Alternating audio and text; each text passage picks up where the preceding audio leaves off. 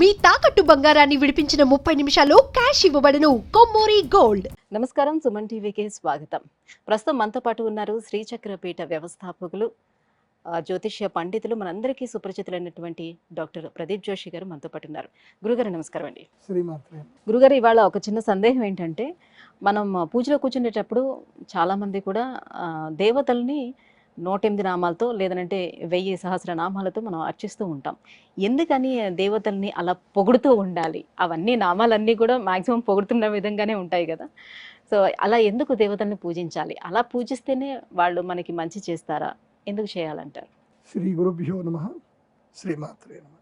అయి జగదంబ కదంబవన ప్రియవాస విలాసిని హాసరతే శిఖరి శిరోమణి తుంగ హిమాలయ శృంగ నిజాలయ మధ్యగతే మధు మధురే మధు కైటభంజని కైటభంజని రాసరతే జయ జయ హే మహిషాసురమర్దిని రమ్యకపర్దిని శైలసుతే.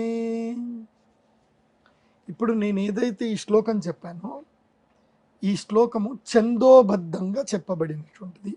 అసలు ఛందస్సు అంటే ఏందో మనకు తెలుసు? ఎవరు తెలియదు. ఎవరైనా తెలుగు మీడియం చదువుకొని ఉంటే వాళ్ళకి బాగా తెలుస్తుంది. యమాతారాజ బాణ సలగం అని అంటారు. దీన్ని ఛందశాస్త్రం యొక్క బేసిక్ ఫార్ములా ఇది. సో ఇప్పుడు నేను ఎక్కడ హై చేయాలి, ఎక్కడ లో చేయాలి, ఎక్కడ నార్మల్గా వెళ్తుంది అనేది, హై పిచ్ లో పిచ్ ఇది ఒక ప్యాటర్న్ ఉంటుంది. దీన్ని కనుక మీరు ఒక సౌండ్ సిస్టంలో సౌండ్ వే ప్యాత్లో కనుక చూస్తే ఇది సిస్టమేటిక్గా ఒకే ప్యాటర్న్లో వస్తుంది.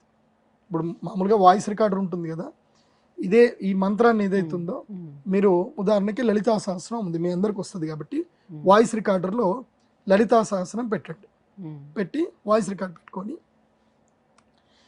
శ్రీమాత శ్రీ మహారాజ్ఞి శ్రీమత్ సింహాసనేశ్వరి చిదగ్నికుండ సంభూత దేవకార్య సముద్యత ఉద్యద్భాను సహస్రాభ చతుర్బాహు సమన్విత రాగస్వరూప పాషాఢ్య క్రోధాకార అంకుశోజ్వల. ఇలా మీరు అంతా చదువుతూ వెళ్ళండి. ఆ తర్వాత ఆ సౌండ్ తిరిగి ప్లే చేయండి. ప్లే చేసినప్పుడు అంత ఒకే ప్యాటర్న్ వెళ్తుంది. అవునా? ఆ గీతలన్నీ ఒకే ప్యాటర్న్లు వస్తాయి. దీన్నే ఛందశాస్త్రము అంటారు. ఛందశాస్త్రము మహాద్భుతమైనటువంటిది. ఇప్పుడు ఒక పక్షి ఒక అరుపు అరిచింది, అదేమైనా మీకు అర్థమవుతుందా? ఒక నెమలి కూడా అరిచింది, మీకు ఏమైనా అర్థమవుతుందా? పులి గాండ్రించింది, మీకు ఏమైనా అర్థమవుతుందా? ఆవు అంబా అంది, మీకు ఏమైనా అర్థమవుతుందా? మీ అమ్మాయి వచ్చి అమ్మ ఆకలిస్తుంది అంది, మీకు అర్థమవుతుందా? ఇది అర్థమవుతుంది. ఎందుకోసం? అది మీ భాష కాబట్టి. ఈ సమస్తమైన ప్రకృతిని మొత్తం కూడా కలిపే ఒక భాష ఉంటుంది, అదే ఛందశాస్త్రము. అందుకే ఈ యొక్క వేదాంగములు 6. ఆ వేదాంగము లోపల జ్యోతి కల్పో, మొదలు గుర్తుపెట్టుకోండి, జ్యోతి కల్పో నిరుక్తం చ శిక్షా వ్యాకరణం తత ఛందో విచితిరేతాని షడంగాని విదుస్మృతే. ఈ శ్లోకం గుర్తుపెట్టుకోండి. ఇప్పుడు నేను చెప్పింది కూడా మీరు మళ్ళీ ఒక రీసెర్చ్ ప్యాటర్న్ కూడా చేసుకోవచ్చు. సాంస్క్రిట్ స్టూడెంట్స్ ఎవరైనా, జ్యోతిష్యం నేర్చుకునే వాళ్ళైనా, ఎవరైనా రాష్ట్రీయ సంస్కృత విద్యాపీఠంలో చదివే వాళ్ళైనా, ఎవరైనా సరే మీ యొక్క స్కూళ్ళల్లో కూడా సనాతన ధర్మం గురించి ఏదైనా ప్రజెంటేషన్ ఇవ్వాలంటే కూడా ఈ వీడియోని బాగా నోట్ చేసుకొని రాసుకొని మీరు కూడా ప్రజెంటేషన్ ఇవ్వచ్చు. సనాతన ధర్మం ప్రజెంటేషన్ పిల్లలు ఇవ్వండి, మీ స్కూళ్ళల్లో ఇవ్వండి. సో ఈ ఛందశాస్త్రం అంటారు. ఏమంటారు? ఛందశాస్త్రం. దీంట్లో వేదాంగములు 6. అంటే వేదమున కంటే విజ్ఞానాన్ని అర్థం చేసుకోవడానికి 6 విభాగాలు ఉన్నాయి. వేదం అంటే మళ్ళీ అదేదో అనుకొని వెళ్ళకపోకండి. వేద పురుషుడు అని మనకు అర్థమయ్యేటట్టు చెప్పారు. ఆ వేద పురుషుడికి 6 భాగాలు. అంటే వేదమును అర్థం చేసుకోవడానికి నువ్వు ఈ 6 నేర్చుకోవాలి. ఈ 6 తెలిస్తే నీకు వేదం అర్థమవుతుంది. అంటే ఈ సృష్టి యొక్క రహస్యము, ఈ సృష్టి ఏంటి అనేది నీకు ఈ విశ్వ చైతన్యం అనేది నీ లోపల వస్తుంది. సో 6 ఏమిటంటే, మొదలు జ్యోతిష్ శాస్త్రం నేర్చుకోవాలి. జ్యోతిష్ శాస్త్రం అంటే ఏమిటి అని అంటే, ఇట్స్ అ యూనివర్సల్ లాంగ్వేజ్. జ్యోతిష్యం ఏంటి? Universal language. అంటే నేచర్ని మనం ఎలా అర్థం చేసుకోవాలి, నేచర్లో జరిగే వాటితోటి ఏం జరగబోతుంది, ఏం జరుగుతుంది అనేటివన్నీ తెలుసుకోవాలంటే జ్యోతిష్ శాస్త్రం ఉండాలి. ప్రపంచంలో ఏ జంతువు గురించి కానీ ఏ ప్రాంతంకు వెళ్ళినా ఆ ప్రాంతం యొక్క లక్షణం ఇవన్నీ తెలియాలంటే నీకు జ్యోతిష్ శాస్త్రం ఉండాలి. ఒక సిస్టమ్ ఉంటుంది. నాకు ఒకళ్ళు దాదాపు 8 ఏళ్ల క్రితం, అప్పట్లో ఈ గుప్త నిధులది బాగా నడుస్తూ ఉంటాయి. 8 ఏళ్ల క్రితం నన్ను గుప్త నిధులు చూపించుకోవడానికి నన్ను తీసుకెళ్ళారు. అంటే నాకు అది తెలుసు కాబట్టి నన్ను తీసుకెళ్ళారు. నా కళ్ళకు గంతలు పెట్టి తీసుకొని పోయారు వాళ్ళు. ఫ్లైట్లో దిగాము. దిగిన తర్వాత కారు ఎక్కించుకున్నారు. అంటే మీకు ఏరియా తెలియకూడదని. తెలియకూడదు. సో అదొకటి ఉంది, అద్భుతమైంది. ఆ టెంపుల్ చూపించాలి కాబట్టి ఏం చేశారు, నన్ను కళ్ళ గంతలు పెట్టేసి నన్ను తీసుకెళ్ళిపోయారు. మొత్తం అంతా అయిపోయింది. తీసుకెళ్ళిన తర్వాత నన్ను అక్కడ దించారు. దించిన తర్వాత కళ్ళ గంతలు తీశారు, భోజనం చేసాం, చూసాం ఆ శివాలయం లోపల ఏముంది అనేది. చూసిన తర్వాత నేను చెప్పాను, ఇది ఉంది, దీన్ని ముట్టకండి, ఇది దిగ్బంధనం చేసింది, దీనికి ఇంకా ఇంత ఆయుష్ ఉంది, దీని జోలికి వెళ్ళకండి అని చెప్పాను. చెప్పిన తర్వాత నన్ను మళ్ళీ కళ్ళ గంతలు కట్టబోయారు. కళ్ళ గంతలు పెడితే నేను చెప్పాను, నేను ఎక్కడున్నానో మీకు తెలుసా, మీకు తెలియదు అనుకుంటున్నారన్న. నీ కళ్ళ గంతలు పెట్టి తీసుకొచ్చిన మీకు ఎట్లా తెలుస్తుంది అని అంటే, ఇమ్మీడియట్లీ ఆకాశంలో ఏదైతే కనుక ఈ సూర్యమండలం వెళ్తూ ఉంటుంది కదా, ఒక కర్ర పుల్ల పెట్టి లెక్కేసి దీన్ని బట్టి ఇప్పుడు నేను ఏ లాంగిట్యూడ్లో ఉన్నా అని చెప్పి ఇమ్మీడియట్లీ రాసి చెప్పాను. పలానా సముద్రానికి నేను ఇంత దూరంలో, తూర్పుకి ఇంత దూరంలో ఉన్నాను అని చెప్పాను. వాళ్ళు నోరు ఏంది గురుగారు. సో ఇది నాకు తెలుసన్నంత మాత్రాన్ని మీరేం కంగారు పడకండి. ఈ దేవాలయం నిర్మాణం లోపలనే ఆ యొక్క ఇది ఎక్కడ ఉంది అనేది దేవాలయ నిర్మాణంలోనే ఉంది. అది నేను చూసి చెప్పాను. కాబట్టి నా దగ్గర మీరేమీ చిన్నపిల్ల ఆటలు ఆడకండి. ఇది నాకు కూడా అక్కర్లేదు, నా ఫీజు ఏదో నాకు ఇచ్చేసింది, నేను వెళ్ళిపోతానని చెప్పేసాను. మళ్ళీ వాళ్ళు నన్ను తీసుకెళ్ళి డ్రాప్ చేశారు. ఎప్పుడైతే నేను చెప్పానో అది ముట్టొద్దు అని చెప్పాను, ఆవిడ నేను చెప్పిన మాట వినకుండా కూడా ముట్టింది. ఆ ముట్టిన తర్వాత ఆమె చేతి ఇక్కడ నుంచి ఇక్కడ దాకా నల్లగైపోయింది కంప్లీట్గా. నేను చెప్పా ఆ శివాలయం లోపల శివుని ముట్టొద్దని చెప్పా. వీళ్ళే ఇక్కడనే కొత్తగూడలో ఉంటారు, కొత్తపేటలో ఉంటారు, దిల్సుఖ్నగర్లో. ఆ చేతికింత నల్లటి వెంట్రుకలు ఇక్కడ ఉంటాయి. ఇవన్నీ కూడా నేను చెప్పా ముట్టొద్దు అని చెప్పాను. వీళ్ళే ముట్టారు, శివలింగాన్ని ముట్టారు. కొన్ని ఒక్కొక్క శివలింగం ఒక్కొక్క ధాతువులతో తయారు చేస్తారు. అవి దేనికోసం తయారు చేస్తారో దానికి అట్లా వదిలేయాలి, వాటిని మనం టచ్ చేయకూడదు. కొన్ని అద్భుతమైన శక్తులు ఉన్నాయిలేండి, నేను టైం దొరికినప్పుడు చెప్తాను. అట్లాంటి శివాలయాలు చాలా ఉన్నాయి. ఆ శివుడి మీద పడ్డ నీళ్ళని తాగితే ఎలాంటి ఆరోగ్య సమస్యలు కూడా తీరిపోతాయి, అనారోగ్య సమస్యలన్నీ కూడా తీరిపోతాయి, అలాంటివి ఉంటాయి. సరే, జ్యోతిష్యం, ఇలా జ్యోతిష జ్ఞానం ఉండాలి. కల్పశాస్త్ర అంటే జ్యోతిష్ శాస్త్రాన్ని ఏమంటారు అంటే కళ్ళు అంటారు. కళ్ళు లేకపోతే మనకి ఈ ప్రపంచంలో ఏమైనా తెలుస్తుందా? ఏం తెలియదు. జ్యోతిష్యం తెలియకపోతే ఏం తెలియదు. తర్వాత కల్పశాస్త్రం అంటే కల్పపాణి, కల్పశాస్త్రం అంటే ఏంటంటే చేతులు. అంటే మనం అన్నం తినాలన్నా ఏ పని చేయాలన్నా మనకి చేతులు కావాలి. సో మన నిత్యావసరాలు తీయాలంటే కల్పశాస్త్రం కావాలి. కల్పశాస్త్రం లేకపోతే మనకి జీవనం ముందుకెళ్ళదు. కల్పశాస్త్రం నేర్చుకోవాలి. తర్వాత వ్యాకరణం అంటే ముఖము, నోరు, మాటలు, ఇవన్నీ కూడా. అందులోపల ఛందశాస్త్రం వస్తుంది. ఏంటంటే ఛందపాదౌ, ఆ శ్లోకం కూడా చెప్తాను, రాసుకోండి. ఛందపాదౌ శబ్దశాస్త్రంచ వక్త్రం కల్పపాణి జ్యోతిషీ చక్షుషీంచ శిక్షాఘ్రాణం శ్రోత్రముక్తం నిరుక్తం వేదాస్యాంగాని ఏవమాహుర్మునీంద్రాః. ఈ శ్లోకం నోట్ చేసి పెట్టుకోండి, మీ ప్రజెంటేషన్లో ఇవ్వండి. ఇవన్నీ ఫార్ములాస్ నోటికి రావాలి. అదే సనాతన ధర్మంలో ఉన్న విద్యలో ఉండే గొప్పతనం. నాకు ఎప్పుడో చిన్నప్పుడు నేర్పించింది, ఇప్పటిదాకా నాకు ఆ ఫార్ములా గుర్తుంది. సో ఇందులోపల ఛందశాస్త్రం ఏం చెప్తుంది అని అంటే, నీ యొక్క ఆరా ఒకటి ఉంటుంది, నీ శరీరానికి ఒక ఆరా ఉంటుంది. నీ జన్మపత్రికను బట్టి నీకు నెగిటివ్స్ ఏంటి, పాజిటివ్స్ ఏంటి అన్నీ తెలుస్తాయి. ఏ గ్రహము ఎలా ఉంది అనే దాని మీద. ఇప్పుడు శనిగ్రహం బాగలేదా, శుక్రగ్రహం బాగలేదా? శుక్రగ్రహం బాగలేదనుకోండి, సంసార సుఖం ఉండదు. మొన్న ఈ మధ్యనే నాకు ఒక క్లయింట్, ఆమె జాతకం చూడగానే చెప్పా, అమ్మ నీ జాతకంలో శుక్రుడు బాగలేడు, నీకు వివాహ సుఖం లేదన్న. ఆమెకి 50 ఏళ్ళు. నేను టీచర్ పని చేస్తున్నానండి, నాకు పెళ్ళి కాలేదు, మీరు చెప్పింది కరెక్టే గురుగారు. మీకు శనిగ్రహం బాగలేడు, ఆ శని కూడా మీకు శత్రుస్థానంలో సప్తమాధిపతి శత్రువులో ఉన్నాడు, కాబట్టి మగవాళ్లతో మీకు ఇబ్బందులు జరుగుతూనే ఉంటాయి అని చెప్పి. అవునండి నాకు చిన్నప్పటి నుంచి అదే సమస్య, అందుకే నేను పెళ్లి చేసుకోలేదండి అని చెప్పింది. అది ఓకే. అది జాతకం. ఎట్లా చెప్పాం మేము? ఈ ఈ యూనివర్సల్ ఆల్గారిథం అనేది మనకి గ్రహాలు చెప్తాయి. ఎందుకు?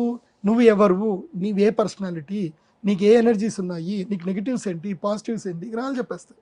జాతకం చూసి చెప్పేస్తాయి. అది చూసి దానికి విరుగుడు ఇవ్వాలి కదా మరి. ఇప్పుడు శుక్రుడు బాగలేడు అలాగని చెప్పి ఇప్పుడు నేను జ్యోతిష పండితుని చెప్పేశా, మరి నేను ఏం చేయాలి గురుగారు, మరి నాకు పెళ్ళి అవ్వాలంటే నాకేం తెలుసమ్మా అంటే కుదరదు కదా. అదేగా. దానికి ఛందశాస్త్రం కావాలి. ఆ ఛందశాస్త్రం అంటే నడవడం. ఛందస్సు అంటే ఏంటి? నడవడం. ముందుకు మనం వెళ్ళాలి, ఎక్కడ ఆగిపోకూడదు కదా. సో ఆ ఛందశాస్త్రం ఏం చెప్తుంది అని అంటే ఈ మంత్రం చదువు. ఇప్పుడు లలితా సహస్రం చదువుతున్నారు, రహస్యానాం రహస్యం చ లలితా ప్రీతిదాయకం అని చెప్పేసి అని ఉంటుంది. ఆ లలితా సహస్రనామం చదివితే అద్భుతమైన రాజయోగం వస్తుంది. నీ జీవితంలో నీ ఆరా మొత్తం ప్యూర్ అయిపోతుంది. కానీ అందరికీ లలితా సహస్రం పడదు. కొందరికి విష్ణు సహస్రం పడుతుంది, కొంతమందికి లలితా సహస్రం పడుతుంది, కొంతమందికి లక్ష్మీ సహస్రం వస్తుంది. అలా ఒక్కొక్కరికి ఒక్కొక్క మంత్రము వాళ్ళకి జీవితం లోపల ఉన్నత స్థితికి తీసుకెళ్తుంది. అదే మంత్రోపాసన. ఆ మంత్రమే అమ్మవారిది. అమ్మవారిని పొగడడం ఏంటి? పొగడడం కాదు, అమ్మవారి యొక్క తత్వరహస్యము చెప్పేదే సహస్రనామాలు.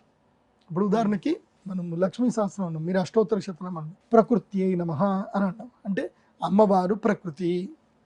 మళ్ళీ వికృతి అయి నమః అన్నాం, అమ్మవారు వికృతి. ఇదేంటండి అమ్మవారు ప్రకృతి అన్నారు మళ్ళీ వికృతి అన్నారు అంటే ఏంటంటే, అప్పుడు ఏం లేదు, మీ ఆవిడకి నచ్చిన పని చేయు, ఆవిడ ప్రకృతి. మీ ఆవిడకి నచ్చని పని చేయు, అప్పుడు వికృతి. అంతే.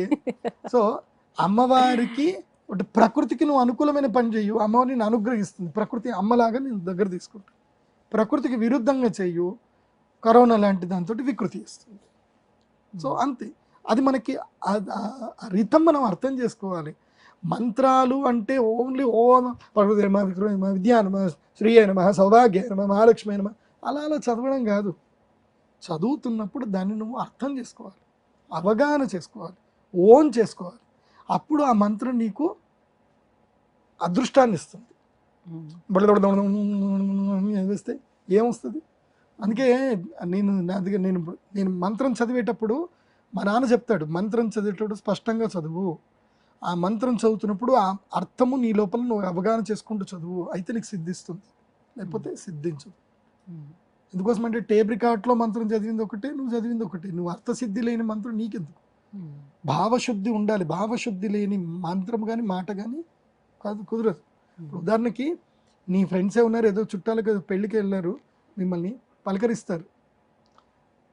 కొంతమంది పలకరిస్తే బాగున్నావా అని పలకరిస్తే అదొక అటాచ్మెంట్ లాగా ఉంటుంది. కొంతమంది ఫేక్ స్మైల్స్ ఇస్తారు, బాగున్నావా అని అడుగుతారు, అంటే అడగాలి అని అడుగుతారు. సో భావం అనేది ఉంటుంది కదా, ఆ ఇంటర్నల్ ఫీల్ అనేది, ఆ సోల్ లేకపోతే వేస్ట్. నువ్వు ఆ సోల్ పెట్టి చదువు. ఆ మంత్రము చదివేటప్పుడు ఆ యొక్క మంత్రార్థాన్ని అర్థం చేసుకుంటూ అమ్మవారితో కనెక్ట్ అయ్యి చదువు. అమ్మ పక్కనే ఉంటుంది, అమ్మ ఎక్కడో లేదు. అమ్మవారు ఈ యూనివర్సల్లో అణువణువు ప్రతి చోట ఉంది. కాకపోతే నువ్వు ఎక్కడో ఉందని నువ్వు అనుకుంటూ నువ్వు చేస్తున్నావు అనుకో, అమ్మవారు అక్కడే ఉంటుంది.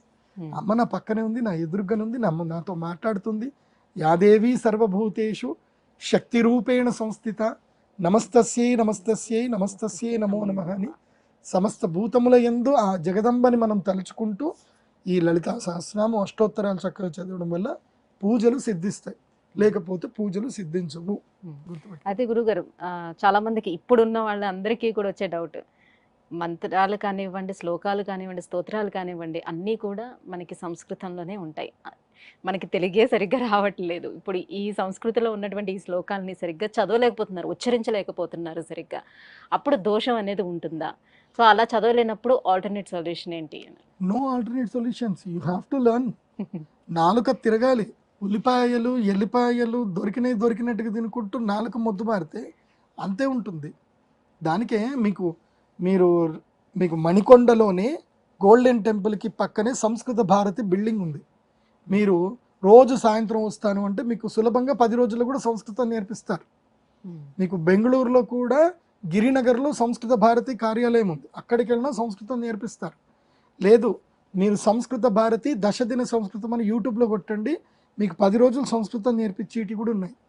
మీరు గోష్పద క్షేత్రంకి వెళ్ళండి, రాజమండ్రిలో గోవూరుకి వెళ్ళండి, అక్కడ కూడా మీకు ఒక విద్యాపీఠం ఉంది, ఒక విద్యాలయం ఉంది, అక్కడ కూడా మీకు సంస్కృతం నేర్పిస్తారు. మా గురువు గారు దోర్బల ప్రభాకర్ శర్మ గారు. మీకు ఎక్కడికి వెళ్ళినా సంస్కృతం నేర్చుకోండి. ఎందుకోసం అంటే మనకి భగవంతుడు ఇచ్చింది నాలుక. ఈ శబ్దము మనం చక్కగా పలకగలిగితే ఈ బ్రెయిన్ కూడా యాక్టివ్ అవుతుంది. మంత్రము వల్ల బ్రెయిన్ యాక్టివేట్ అవుతుంది, గుర్తుపెట్టుకోండి. మేము ఇన్ని ఫార్ములాస్ ఎట్లా గుర్తుపెట్టుకుంటున్నాం, ఎట్లా మాట్లాడుతున్నాం. సో దానికి ఒక అద్భుతమైన శక్తి ఉంటుంది. జగ్గి వాసుదేవన్ గారికి మొన్న బ్రెయిన్ సర్జరీ చేసేటప్పుడు డాక్టర్లు కూడా ఆశ్చర్యపోయారు. ఏదో ఉంది అనుకున్నాం, ఏం లేదు, ఆయన నవ్వుతూ క్యూర్ అయిపోయాడు. Because he can cure himself with chantings. So అలా గొప్పలు చాలా జరుగుతాయి. కాబట్టి సంస్కృతం నేర్చుకోవాల్సిందే. సంస్కృతానికి పెద్ద కూతురు ఎవరు అంటే, ఎవరు పెద్ద కూతురు? మన తెలుగే, ఆంధ్ర భాష. సంస్కృతంలో ఎంత క్లిష్టతరమైన శబ్దాలు ఉంటాయో తెలుగులో కూడా అంత క్లిష్టతరమైన శబ్దాలు ఉంటాయి. సంస్కృతం తర్వాత అంత క్లిష్టతరమైన వాళ్ళు అడుగుతూ ఉంటారు, ఇప్పుడు మేము సంస్కృతంలో చదవలేకపోతున్నాం కదా, దాని భావార్థం ఉంటుంది కదా, దాన్ని మేము చెప్తే సరిపోతుందా, అలా దాని వల్ల మనకి ఏమైనా ఫలితం ఉంటుందా అని అనేది ఉంటుంది. భావంతో కొంచెం ఉంటుంది, బికాస్ సైకలాజికల్ బాడీ కదా. కానీ సంస్కృతం నేర్చుకోవాలి. మొదటికే ఓడిపోయి మనం ఒప్పుకోకూడదు కదా, కష్టపడాలి, నేర్చుకోవాలి, అందరూ నేర్చుకోవాలి. అందుకే కదా మేము ఇంత కష్టపడి మేము అంత చెప్పేది. ఎందుకోసం? మళ్ళీ సంస్కృతం అందరూ నేర్చుకోవాలి. సంస్కృతం పెద్ద కష్టమైన భాష కాదు. ఇంట్లో రోజు ఒక గంట సేపు ఆ దిక్కుమాలిన tick tick tick tick tick అని రీల్స్ చూసే బదులు, ఒక గంట సేపు సీరియల్స్ చూసే బదులు ఒక గంట సేపు యూట్యూబ్లో సంస్కృత శిబిరాలు, సంస్కృతం లెర్న్ సంస్కృత్ త్రూ తెలుగు అని కొడితే వచ్చేస్తుంది. చాలా ఆల్రెడీ వీడియోలు చాలామంది చేసి పెట్టారు కూడా, నా ఫ్రెండ్సే చాలామంది చేసి పెట్టారు. సో నేర్చుకోండి, సంస్కృతం నేర్చుకోండి, ఏం పర్లేదు. మనిషి అనేటువంటి వాడు ఎప్పుడు నేర్చుకుంటూ ఉండాలి. సో అమ్మవారిని పొగడ్డము అంటే ఒకటి గుర్తుపెట్టుకోండి, దేవుణ్ణి పూజించడము అంటే నిన్ను నువ్వు సంస్కరించుకోవడం అని అర్థం. నీ జాతకాన్ని, నీ తలరాతని నువ్వు సంస్కరించుకోవడమే. దేవుడికి ఏదో కావాలనో, నువ్వు పండు పెడితేనే దేవుడి కడుపు నిండుతుందనో అనుకోవద్దు. భగవంతుడు సర్వంతర్యామి సర్వేశ్వరుడు, ఆయన ఇస్తే మనం తింటున్నాం, మళ్ళీ ఆయనకు మనం పెట్టేది ఏంటి? నేను ఇవాళ దేవుడికి పూజ చేయను, నేను ఇవాళ నీకు నైవేద్యం పెట్టను పో, నేను అలిగాను అని దేవుడి మీద అలుగుతారు. విచిత్రం కదా, నాకు ఏదైనా నవ్వు వస్తుంది. నువ్వు దేవుడి మీద అలగడం ఇదిరా. సో దేవుడి మీద అలకలు పెట్టకండి. దేవుణ్ణి పూజించడం అంటే నిన్ను నువ్వు సంస్కరించుకోవడం. నీకు కష్టం వచ్చింది, మళ్ళీ పూజ చేయు. ఇంకా కష్టం వచ్చింది, ఇంకా ఎక్కువగా పూజ చేయి. అందుకోసం మన గౌరవ నరేంద్ర మోదీ గారు చెప్తారు, మన ప్రధానమంత్రి, ఆయన దీంట్లో చెప్పారు, మీరు ఇంకా నన్ను ఏమన్నా చెప్పండి, ఇంకా నేను గట్టిగా ఇంకొన్ని సూర్య నమస్కారాలు ఎక్కువ చేస్తా అని చెప్పాడు ఆయన.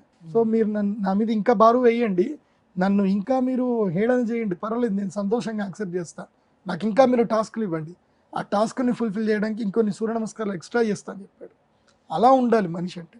అన్నిటికీ కాంప్రమైజ్ అయిపోయి, నేను దేవుడి మీద వెలిగిన, నేను పూజలు చేయను, నాకు అసలు మంచే జరగట్లేదు, నేను దేవుడిని నమ్మట్లేదు గురువుగారు, వారు పిచ్చోడను, దేవుడిని నమ్మినా నమ్మకపోయినా నష్టం నీకేరా బాబు, దేవుడికే నష్టం లేదు.